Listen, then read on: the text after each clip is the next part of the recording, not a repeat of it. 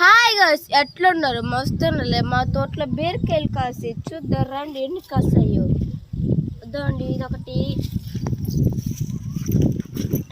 ఇదొకటి ఈ తోటలో చూద్దాం.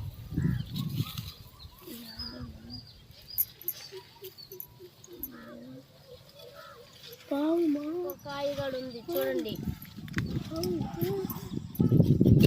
మా గార్డెన్లో చాలా తక్కువ కాస్తాయి ఫ్రెండ్స్, చాలా తక్కువ కాస్తాయి.